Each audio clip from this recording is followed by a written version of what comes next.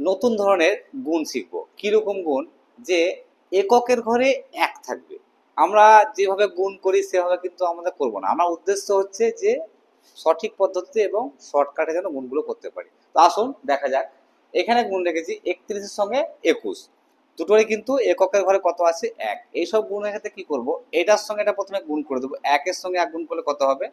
১। এবার এই দুটো সংখ্যা যোগ করব। ৩ আর ২ কত? ৫ লিখে দিলাম।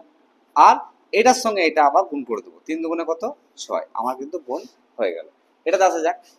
১ এর সঙ্গে ১ গুণ করে কত হবে? ১। এবার এটার সঙ্গে যোগ করছি ৮ আর ৫ এ কত? ১৩। ১৩ কি নেব? ৩ নেব। ৩ নিলাম, হাতের ১ কে রেখে দিলাম। এই দুটো গুণ করব। ৫ ৮ কত? ৪০।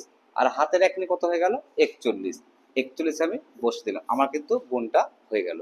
যদি এই পদ্ধতিটা যদি বুঝতে পেরেছো তাহলে অবশ্যই এটার অ্যান্সার নিশ্চয়ই আমি পাবো।